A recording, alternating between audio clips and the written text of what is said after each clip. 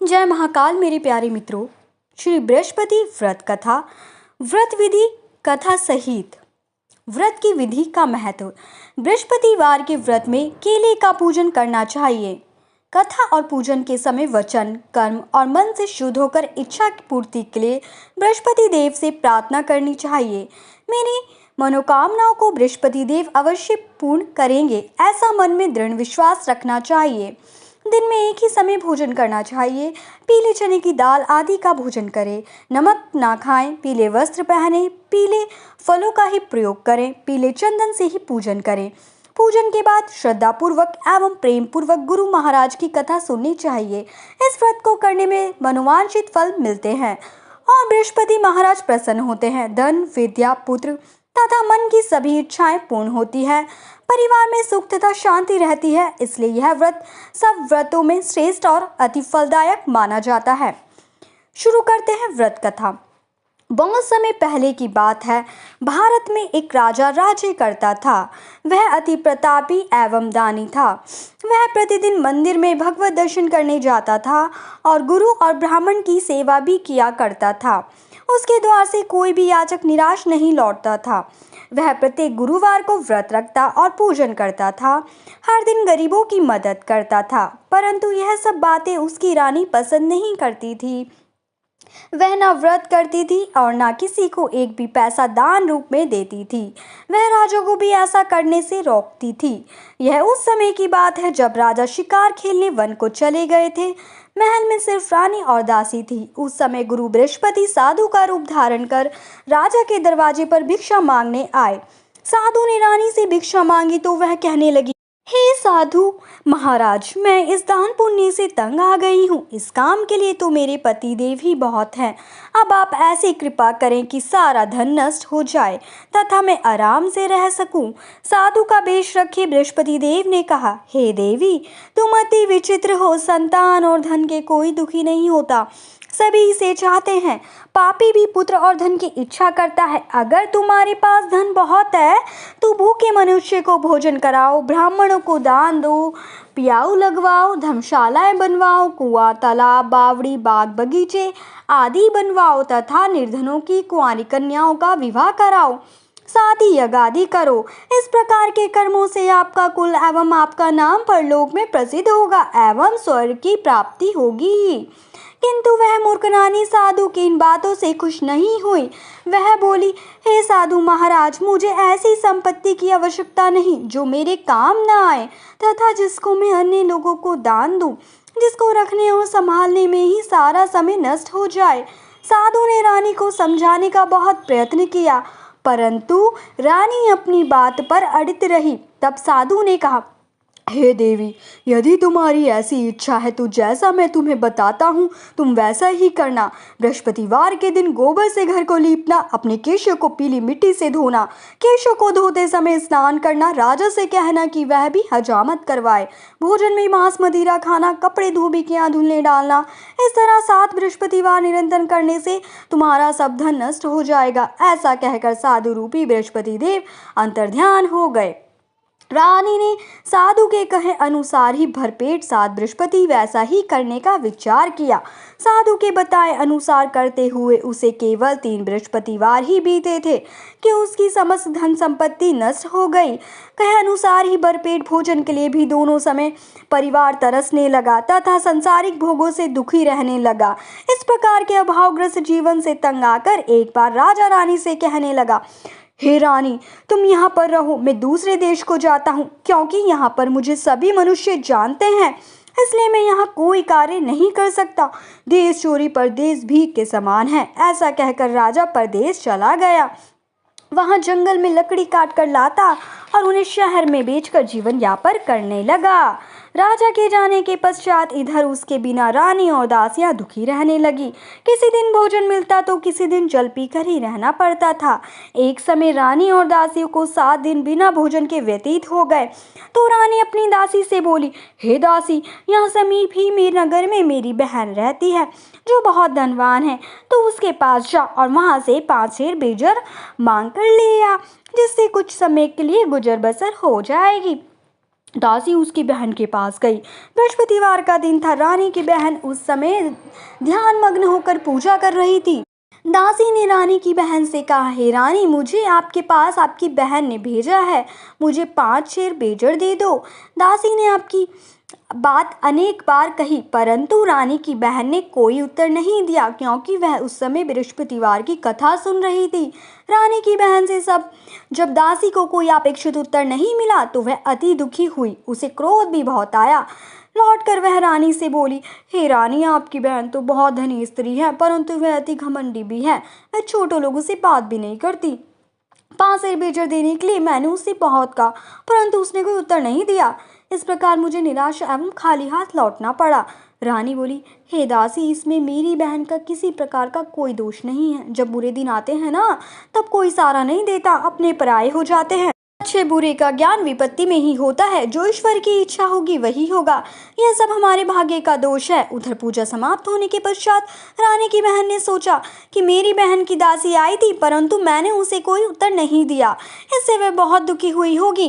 कथा सुनकर तथा विष्णु भगवान का प्रसाद ग्रहण कर वह अपनी बहन के घर गई तथा बोली, हे बहन, मैं बृहस्पतिवार का व्रत कर रही थी, तुम्हारी दासी आई, परंतु कथा समाप्त होने से पहले पूर्व ना उठते हैं और ना बोलते हैं, इसलिए मैं नहीं बोली। बताओ दासी, किस कार्य से मेरे पास गई थी?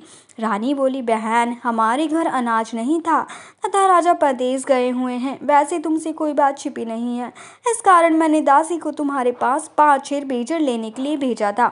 इस पर रानी की बहन बोली, हे बहन, बृहस्पति भगवान सबको मनोवांछित फल देते हैं। देखो, शायद तुम्हारे घर में किसी कोने में अनाज रखा हो। यह सुनकर रानी की बहन की बातों से विस्मित दासी घर के अंदर गई तो वहां उसे एक घड़ा बेजड़ भरा पड़ा मिल गया। उसे बड़ा आश्चर्य हुआ, क्योंकि उसके अनुसार घर का एक एक बर्तन अन्न से खाली था। उसने बाहर आकर रानी को सारा वृत्तांत सुनाया। दासी अपनी रानी से कहने लगी, हे रानी, देखो, वैसे भी हमको जब अन्न नहीं मिलता तो वह भी व्रत समान ही है।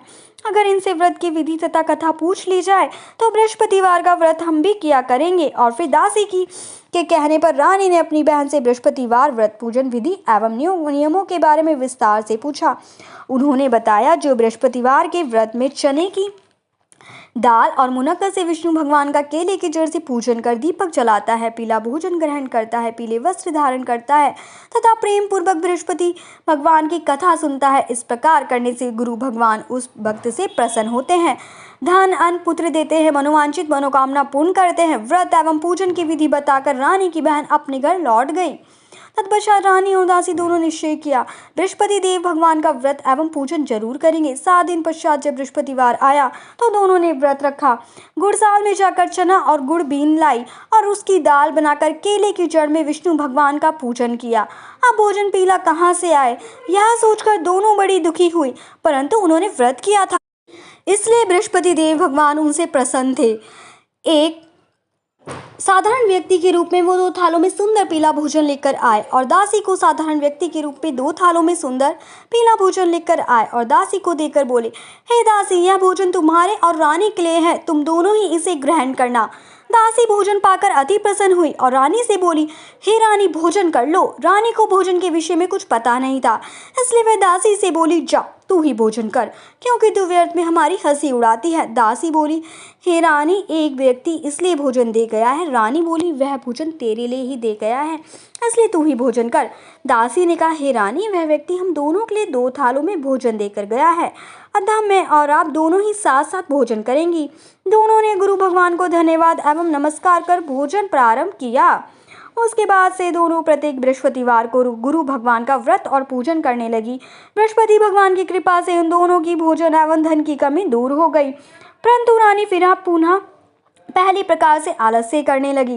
तब दासी ने कहा, हे रानी, आप पहले भी इसी प्रकार आलस्य करती थी। आपको धन संभालने एवं दान देने में कष्ट होता था, इसी कारण सभी धन नष्ट हो गया और हमारी ऐसी दुर्दशा हो गई। अब गुरु भगवान की कृपा से धन मिला है तो आपको फिर आलस्य हो रहा है। बड़े कष्टों के बाद आपने ये धन पाया है, इसलिए आपको दान पुण्य करना चाहिए। भूखे मनुष्य को भोजन कराओ, ब्राह्मणों को दान दो, पियाए लगवाओ, कुआं, तालाब, बावड़ी आदि का निर्माण कराओ, कुंवारी कन्याओं का विवाह करवाओ, मंदिर पाठशाला बनवाकर दान दो, धन को शुभ कार्यों में खर्च करो, जिससे आपके कुल का सम्मान बढ़े तथा आपको स्वर्ग प्राप्त हो एवं आपके प्रीत प्रसन्न हो। दासी की बात मानकर रानी ने इसी प्रकार के सत्कर्म करने प्रारंभ किए। इस प्रकार करने से उसका काफी यश फैलने लगा। कुछ दिनों बाद एक दिन रानी और दासी आपस में विचार करने लगी कि ना जाने राजा किस दिशा में होंगे, उनकी कोई खोज खबर नहीं है। रानी राजा की कोई खबर न पाकर उदास रहने लगी। गुरु भगवान से उन्होंने प्रार्थना की और भगवान ने रात्रि में राजा को सपने में दर्शन देकर कहा, हे राजा उठ, तेरी नानी तुझको याद करती है, अब अपने देश लौट जा। राजा प्रातःकाल उठा। वह सोचने लगा कि मैं किस प्रकार रानी के पास खाली हाथ जाऊंगा। मेरे पास तो कुछ भी नहीं। स्त्री जाति खाने और पहनने की साथी होती है। पर प्रभु की आज्ञा मानकर वह अपने नगर को चलने को तैयार हुआ। परदेश में राजा बहुत दुखी रहने लगा। प्रतिदिन जंगल से लकड़ी बीन कर लाता और उसे शहर में बेचकर अपने दुखी जीवन को बड़ी कठिनाई से व्यतीत करता था। एक दिन राजा दुखी होकर अपने पुराने दिनों को याद करके रोने लगा। उस जंगल में बृहस्पति देव एक साधु का रूप धारण कर आए और राजा से बोले, हे लकड़हारे, तुम इस व्यावान जंगल में किस चिंता में बैठे हो, मुझे बतलाओ। यह सुनकर राजा की आंखों में आंसू भर आए और वह साधु को प्रणाम कर बोला, हे प्रभु, आप सब कुछ जानने वाले हैं। इतना कहकर राजा ने साधु को अपनी समस्त व्यथा सुना दी। तब साधु रूप गुरु भगवान राजा से बोले, हे राजन, तुम्हारी पत्नी ने बृहस्पतिवार के दिन बृहस्पति देव का अपमान किया था, जिसके कारण तुम्हारी ये दुर्दशा हुई। अब तुम किसी प्रकार की चिंता मत करो, भगवान तुम्हें पहले से अधिक धन प्रदान करेंगे। देखो, तुम्हारी पत्नी ने बृहस्पतिवार का व्रत प्रारंभ कर दिया है। तुम भी बृहस्पतिवार का व्रत करके चने की दाल व गुड़ जल के लोटे में डालकर केले का पूजन करो। फिर कथा कहा या सुनो, भगवान तुम्हारी सभी इच्छाओं की पूर्ति करेंगे। साधु के वचन सुनकर राजा बोला, हे प्रभु, मुझे लकड़ी बेचने से इतना पश्चात धन नहीं मिलता कि भोजन करने के उपरांत कुछ बचा सकूं। मैंने रात्रि में अपनी रानी को व्याकुल एवं व्यथित देखा है। मेरे पास कोई साधन नहीं है जिससे उसका समाचार भी जान सकूं। इसके अतिरिक्त मैं बृहस्पति देव की कथा भी नहीं जानता हूँ, जिसे कह या सुनकर मैं व्रत धारण कर भगवान बृहस्पति का पूजन कर सकूं। साधु ने कहा, हे राजा, तुम किसी बात की चिंता ना करो। बृहस्पतिवार के दिन नित्य भांति लकड़ियां लेकर शहर में जाओ। तुम्हें रोज से दुगना धन प्राप्त होगा, जिससे तुम भली भांति भोजन कर लोगे तथा गुड़ एवं चने का प्रसाद खरीदकर बृहस्पति देव की पूजा भी कर सकते हो। बृहस्पतिवार की कहानी इस प्रकार है। प्राचीन समय में एक बहुत ही निर्धन ब्राह्मण था। उसके कोई संतान नहीं थी। ब्राह्मण नित्य पूजा पाठ करता। ब्राह्मण स्वभाव से दयालु तथा धार्मिक विचार वाला व्यक्ति था, परंतु उसकी पत्नी बहुत मलिनता के साथ रहती थी। वह ना तो स्नान करती थी और ना किसी देवता का पूजन करती। सुबह उठते ही सर्वप्रथम भोजन करती, बाद में घर के अनेक कार्य करती। अपनी पत्नी की ऐसी आदत के कारण ब्राह्मण देवता बहुत दुखी रहने लगे। वे अपनी पत्नी को बहुत समझाते, किंतु उसका कोई परिणाम ना निकलता। भगवान की कृपा से ब्राह्मण की स्त्री की कन्या उत्पन्न हुई। वह कन्या ब्राह्मण के घर में बड़ी होने लगी। वह बालिका प्रातःकाल ही स्नान करके भगवान विष्णु का जप करती, बृहस्पतिवार का व्रत भी करने लगी। पूजा पाठ समाप्त कर पाठशाला जाती तो अपनी मुट्ठी में जो भरकर ले जाती और पाठशाला जाने के रास्ते में डालती जाती। भगवान बृहस्पतिवार की कृपा से वह जो स्वर्ण के हो जाते तो लौटते समय उनको बीन कर घर ले आती। एक दिन वह बालिका सूप में उन सोने के जो को फटक कर साफ कर रही थी। तभी उसकी माँ ने उसे देख लिया और कहा, हे बेटी, सोने को जो को फटकने के लिए सूप भी सोने का होना चाहिए। दूसरे दिन बृहस्पतिवार था। कन्या ने व्रत रखा और भगवान बृहस्पतिवार से प्रार्थना करके कहा, हे प्रभु, यदि मैंने सच्चे मन से श्रद्धापूर्वक आपका पूजन एवं व्रत किया हो तो कृपया मुझे सोने का सूप दे दो। बृहस्पति देव ने उसकी प्रार्थना स्वीकार कर ली। नित्य की भांति वह कन्या जौ फैलाती हुई पाठशाला चली गई। पाठशाला से लौटकर जब वह जौ बीन रही थी तो बृहस्पति भगवान की कृपा से उसे सोने का सूप प्राप्त हुआ। उस सोने के सूप को वह घर ले आई और उसने जौ साफ करने लगी, परंतु उसकी माँ का आचरण वैसा ही रहा। एक दिन वह कन्या सोने के सूप में जौ साफ कर रही थी। उसी समय अचानक उस नगर के राजकुमार वहां से होकर निकला। कन्या के रूप एवं कार्य को देखकर राजकुमार कन्या पर मोहित हो गया। राजमहल लौटकर राजकुमार अन्न तथा जल त्याग कर उदास होकर लेट गया। राजा को जब अपने पुत्र द्वारा अन्न जल त्यागने का समाचार ज्ञात हुआ तो अपने मंत्रियों के साथ वह राजकुमार के पास गए और बोले, हे बेटा, तुम्हें किस बात का दुख है? किसी ने तुम्हारा अपमान किया है अथवा कोई कारण है तो मुझे बताओ, मैं वही करूंगा जिससे तुम प्रसन्न हो जाओ। राजकुमार ने अपने पिता की बात सुनी तो वह बोला, आपकी कृपा से मुझे किसी प्रकार का कष्ट नहीं है। किसी ने मेरे अपमान भी नहीं किया है, परंतु मैं उस कन्या के साथ विवाह करना चाहता हूँ जो सोने के सूप में जो फटक रही थी। यह सुनकर राजा आश्चर्य में पड़ गया और बोला, हे राजकुमार, इस तरह की कन्या का पता तुम लगाओ, मैं तुम्हारा विवाह उसके साथ अवश्य करवा दूंगा। राजकुमार ने प्रसन्न होकर राजा को उस ब्राह्मण कन्या के घर का पता बताया। राजा के आदेश पर मंत्री उस कन्या के घर गया और राजा का आदेश ब्राह्मण को कह सुनाया। कुछ ही दिन बाद ब्राह्मण की कन्या का विवाह राजकुमार के साथ हो गया। घर से कन्या की विदा होते ही उस ब्राह्मण के घर में पहले की तरह निरंतर वास करने लगी। अब भोजन के लिए अनाज भी बड़ी मुश्किल से मिल पाता था। एक दिन दुखी होकर ब्राह्मण देवता अपनी बेटी से मिलने गए। बेटी पिता की ऐसी अवस्था को देखकर अत्यंत दुखी हुई और उसने अपनी माँ का समाचार पूछा। ब्राह्मण ने पुत्री को सभी हाल कह सुनाया। पुत्री ने अपने पिता को बहुत सा धन देकर विदा कर दिया। इस प्रकार ब्राह्मण का कुछ समय सुखपूर्वक व्यतीत हुआ, लेकिन धन समाप्त होने के बाद स्थिति पूर्ववत हो गई। ब्राह्मण फिर अपनी पुत्री के यहाँ गया और उससे सभी हाल कह सुनाया। पुत्री बोली, हे पिताजी, आप अपने माता जी को यहाँ लिवा लाओ, मैं उन्हें वह विधि बता दूंगी जिससे दरिद्रता दूर हो जाए। ब्राह्मण देवता अपनी पत्नी के साथ लेकर राजमहल अपनी पुत्री के पास पहुंचे तो पुत्री अपनी माँ को समझाने लगी, हे माँ, तुम सुबह उठकर सर्वप्रथम स्नान आदि करके भगवान विष्णु का पूजन किया करो तो सब निर्धनता दूर हो जाएगी। परंतु उसकी माँ ने उसकी एक ना मानी। वह सुबह उठकर सर्वप्रथम अपनी पुत्री का बजा जूठन खा लेती थी। एक दिन उसकी बेटी को अपनी माँ पर बहुत गुस्सा आया। उसने एक रात एक कोठरी से सारा सामान निकालकर अपनी माँ को उसमें बंद कर दिया। प्रातः कोठरी से अपनी माँ को निकालकर तथा स्नान आदि करा के पूजा पाठ करवाया तो उसकी माँ की बुद्धि ठीक हो गई। इसके बाद वह प्रतिदिन पूजा पाठ करती और प्रत्येक बृहस्पतिवार को व्रत भी रखने लगी। इस व्रत के प्रभाव से उसकी माँ भी अत्यंत धनवान तथा पवित्रता को हो गई और बृहस्पति देवता की कृपा से वृद्धावस्था में मृत्यु को प्राप्त कर स्वर्ग को गई। वह ब्राह्मण भी सुरपूर्वक इस लोक का सुख भोग कर स्वर्ग को प्राप्त हुआ। इस प्रकार कहानी कहकर साधु देवता वहां से अंतर्ध्यान हो गए।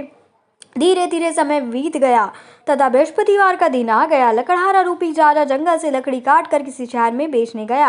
आज उसे और भी दिन से अधिक धन मिला। राजा ने चना गुड़ आदि लाकर भगवान विष्णु का पूजन किया तथा बृहस्पतिवार का व्रत किया। उस दिन से उसके सभी कष्ट दूर हो गए, परंतु अगले बृहस्पतिवार को वह व्रत करना भूल गया। इस कारण बृहस्पति भगवान ने उसे रुष्ट हो गए। इस दिन उस नगर के राजा ने विशाल यज्ञ का आयोजन किया तथा अपने समस्त राज्य में घोषणा करवा दी कि कोई भी मनुष्य अपने घर में भोजन ना बनाए और आग भी ना जलाए। सब लोग मेरे यहाँ भोजन करने आए। इस आज्ञा को जो नहीं मानेगा उसको सूली पर लटका दिया जाएगा। राजा की आज्ञा अनुसार राज्य के सभी निवासी राजा के भोज में सम्मिलित होने गए, परंतु लकड़हारा रूपी राजा विलंब से पहुंचा, इसलिए राजा को उसके भोजन कराने अपने साथ महल में ले गए। जब राजा लकड़हारे को भोजन करा रहे थे तो रानी की दृष्टि उस खूंटी पर पड़ी जिस पर उसका नौलख का हार लटका हुआ था। उसे हार को खूंटी पर लटका दिखाई नहीं दिया। रानी को निश्चय हो गया कि मेरा हार इस लकड़हारे ने चुरा लिया। उस समय रानी की जिद पर राजा ने सैनिक बुलवाकर लकड़हारे को जेल में डलवा दिया। जेल खाने में बंद वह लकड़हारा बहुत दुखी होकर विचार करने लगा कि ना जाने कौन से पूर्व जन्म के कुकर्म से मुझे यह दुख प्राप्त हुआ है। जेल में बंद लकड़हारा भगवान बृहस्पति को याद करने लगा। तत्काल बृहस्पति देव साधु के रूप में प्रकट हो गए और उसकी दशा देखकर कहने लगे, अरे मूर्ख, तू बृहस्पतिवार को बृहस्पति देव की कथा तथा व्रत करना भूल गया, इस कारण तुझे दुख प्राप्त हुआ है। अब किसी प्रकार की चिंता मत कर। बृहस्पतिवार के दिन जेल खाने को दरवाजे पर तुझे 4 पैसे पड़े मिलेंगे, तो उन पैसों से प्रसाद मंगाना, भगवान बृहस्पति का पूजन तथा व्रत कहना, कथा का प्रसाद स्वयं भी ग्रहण करना, दूसरों को भी खिलाना। इस प्रकार करने से तुम्हारे सभी कष्ट दूर हो जाएंगे। अगले बृहस्पतिवार राजा को जेल के द्वार पर 4 पैसे पड़े मिले। राजा ने पूछा, सामान मंगवार कथा कही और प्रसाद बांटा। उसी रात बृहस्पति देव ने उस नगर के राजा को सपने में दर्शन देकर कहा, ए राजा, तूने जिस आदमी को जेल खाने में बंद कर रखा है वह निर्दोष है, वह राजा है, उसे छोड़ दो। रानी का नौलंग का हार उस कुटी पर लटका है हुआ है, अगर तू ऐसा नहीं करेगा तो मैं तेरे राज्य को नष्ट कर दूंगा। राजा सुबह उठा और कुटी पर हाथ लटका देखकर लकड़हारे को बुलाकर उससे क्षमा याचना की तथा राजा के योग्य सुंदर वस्त्र आभूषण भेंट कर उसे विदा किया। बृहस्पति देव की आज्ञा अनुसार राजा अपने नगर को चल दिया। जब वह नगर के निकट पहुंचा तो उसे बहुत आश्चर्य हुआ। वह पहले से अधिक तालाब, बाग और कुएं तथा बहुत सी धर्मशालाएं, मंदिर आदि बने हुए थे। राजा ने जब नगरवासियों से पूछा कि यह बाग, तालाब, धर्मशालाएं एवं कोई किसके द्वारा बनवाए गए हैं, तब नगर के सब लोग कहने लगे कि यह सब रानी और दासी द्वारा बनवाए गए हैं। राजा को बहुत आश्चर्य हुआ, परंतु क्रोध भी बहुत आया। जब रानी ने यह खबर सुनी कि राजा आ रहे हैं तो उसने दासी से कहा, हे दासी, देख, राजा हमें अति दीन अवस्था में छोड़कर गए थे। वह हमारी ऐसी हालत देखकर कहीं द्वार से लौट ना जाए, इसलिए तू द्वार पर खड़ी हो जा। रानी के आज्ञा अनुसार दासी दरवाजे पर खड़ी हो गई। जब राजा आए तो उन्हें अपने साथ महल में लिवा लाई। जब राजा ने क्रोध करके अपनी तलवार निकाली तो रानी ने पूछा, बताओ, इतना धन तुम्हें कैसे किस प्रकार प्राप्त हुआ है? तब रानी ने बताया कि यह सब हम धन बृहस्पतिवार के व्रत के प्रभाव से प्राप्त हुआ है। अब राजा ने निश्चय किया कि 7 दिन तो सब बृहस्पति देव का पूजन करते हैं, परंतु मैं प्रतिदिन 3 दिन में 3 बार कथा कहूँगा तथा नित्य व्रत किया करूंगा। अब हर समय राजा के दुपट्टे में चने की दाल बंधी रहती थी तथा दिन में 3 बार यह कथा कहता। ऐसे ही एक दिन राजा ने विचार किया कि चलो अपनी बहन के यहाँ हो आऊं। ऐसा निश्चय कर राजा घोड़े पर सवार होकर अपनी बहन के यहाँ चल दिया। मार्ग में उसने देखा कि कुछ आदमी एक मुर्दे को लिए जा रहे हैं। उन्हें रोककर वह कहने लगा, अरे भैया, कुछ देर में विश्वद्वार की कथा सुन लो। वे बोले, लो, हमारा तो आदमी मर गया है, इसको अपनी कथा की पड़ी है। परंतु कुछ आदमी बोले, अच्छा कहो, हम तुम्हारी कथा भी सुनेंगे। राजा ने दाल निकाली और कथा कहनी शुरू कर दी। जब कथा आधी हो गई तो मुर्दा हिलने लगा और जब कथा समाप्त हुई तो राम राम करके मुर्दा खड़ा हो गया। राजा आगे चला, उसे चलते चलते शाम हो गई। आगे मार्ग में उसे एक किसान खेत में हल चलाता मिला। राजा उससे बोला, अरे भैया, तुम मेरी बृहस्पतिवार की कथा सुन लो। किसान बोला, जब तक मैं तेरी कथा सुनूंगा तब तक 4 हइया जोत लूंगा। जाओ भैया, कथा किसी और को सुनाना। राजा आगे चलने लगा। राजा के हटते ही किसान के बैल पछाड़ खाकर गिर गए और किसान के पेट में बहुत तेज दर्द होने लगा। उसी समय किसान की माँ रोटी लेकर आई। उसने जब वहाँ देखा तो अपने पुत्र से सारा हाल पूछा। बेटा ने सारा हाल बता दिया। किसान की माँ दौड़ी दौड़ी घोड़े पर सवार राजा के पास गई और उससे बोली, मैं तेरी कथा सुनूंगी, तू अपनी कथा मेरे खेत पर चलकर कहना। राजा ने लौटकर किसान के खेत पर जाकर कथा कही, जिसे सुनते ही बैल खड़े हो गए तथा किसान के पेट का दर्द भी बंद हो गया। और फिर राजा अपनी बहन के घर पहुंच गया। बहन ने भाई की खूब आवभगत की। दूसरे दिन सुबह राजा जागा तो उसने देखा कि सब लोग भोजन कर रहे हैं। राजा ने अपनी बहन से जब पूछा कि ऐसा कोई मनुष्य है जिसने भोजन नहीं किया हो और जो मेरी बृहस्पतिवार की कथा का श्रवण कर ले, तो बहन बोली, हे भैया, यह देश ऐसा ही है। यहाँ के लोग पहले भोजन करते हैं, बाद में कोई अन्य काम करते हैं। अगर पड़ोस में कोई है तो मैं देख आती हूँ। ऐसा कहकर बहन चली गई, परंतु उसे कोई भी ऐसा व्यक्ति नहीं मिला जिसने भोजन ना किया हो। वह एक कुम्हार के घर गई जिसका लड़का बीमार था। उसे यह भी पता चला कि उसके यहाँ 3 दिन से किसी ने भोजन नहीं किया है। राजा की बहन ने अपने भाई की कथा सुनने के लिए कुम्हार से आग्रह किया तो वह तैयार हो गया।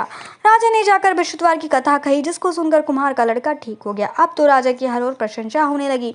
कुछ दिन बाद एक दिन राजा ने अपनी बहन से कहा, हे बहन, मैं अपने घर जाऊंगा, तुम भी तैयार हो जाओ।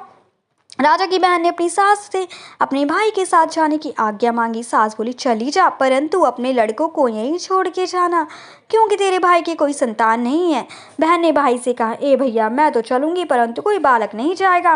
राजा ने कहा, जब कोई बालक साथ नहीं चलेगा तो तुम भी क्या करोगी। दुखी मन से राजा अपने नगर को लौट आया। राजा अपनी रानी से बोला, हम निर्वंशी है, हमारा मुख देखने का भी धर्म नहीं है। वह उदास होकर बिना भोजन करे शैया पर लेट गया।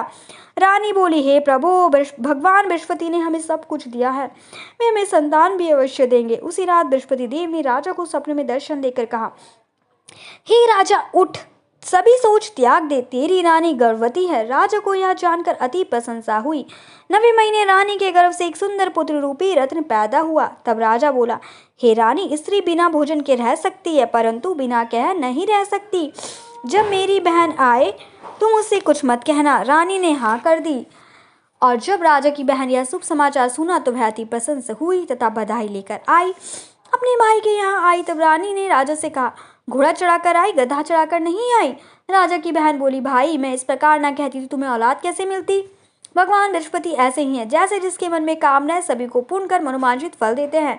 जो श्रद्धापूर्वक बृहस्पतिवार का व्रत करता है, कथा पढ़ता है अथवा सुनता है और दूसरों को सुनाता है, बृहस्पति देव उसकी सभी मनोकामना पूर्ण करते हैं। बृहस्पति देव उसकी सदैव रक्षा करते हैं। जो श्रद्धा एवं संपूर्ण आदर भाव से बृहस्पति देव का पूजन एवं सच्चे दिन से व्रत करते हैं, उनकी सभी मनोकामनाएं पूर्ण होती है। सच्चे मन एवं हृदय से रानी और राजा ने बृहस्पति देव की कथा का गुणगान किया। उनकी सभी इच्छाएं बृहस्पति देव ने पूरी की, इसलिए सबको कथा कहने तथा सुनने के बाद बृहस्पति भगवान का प्रसाद ग्रहण करना चाहिए तथा सच्चे मन एवं भावना से भगवान बृहस्पति का मनन करते हुए सदा उनकी जय जयकार करनी चाहिए। इति बृहस्पति व्रत कथा समाप्त। बृहस्पति देव की आरती। ओम जय बृहस्पति देवा, स्वामी जय बृहस्पति देवा। ओम जय बृहस्पति देवा, स्वामी जय बृहस्पति देवा। छिन छिन भोग लगाऊं, कदली फल मेवा। ओम जय बृहस्पति देवा। तुम पूर्ण परमात्मा, तुम अंतर्यामी, स्वामी तुम अंतर्यामी। जगत पिता जगदीश्वर, तुम सबके स्वामी। ओम जय बृहस्पति देवा। करणामृत निज निर्मल सब पातक हरता, स्वामी सब पातक हरता। सकल मनोरथ दायक कृपा करो भरता, ओम जय बृहस्पति देवा। तन मन धन अर्पण कर जो जन शरण पड़े, प्रभु जो जन शरण पड़े। प्रभु प्रकट तब होकर आकर द्वार खड़े, आकर द्वार खड़े। दीनी दयाल दयानिधि भक्तन हितकारी, स्वामी भक्तन हितकारी। पाप दोष सब हरता, बंधन हारी, ओम जय बृहस्पति देवा। सकल मनोरथ दायक सब संचय हारी, स्वामी सब संचय हारी। विषय विकार मिटाओ संतन सुखकारी, जय बृहस्पति देवा। जो कोई आरती प्रीत गावे, स्वामी प्रेम सहित गावे। चेष्टानंद कंद सो निश्चय फल पावे, ओम जय बृहस्पति देवा। सब बोलो विष्णु भगवान की जय, बोलो बृहस्पति भगवान की जय। जय महाकाल। मेरे प्यारे मित्रों, अगर आपको मेरी कहानी अच्छी लगी हो और मेरी वीडियोस अच्छी लगती हैं तो मेरे चैनल को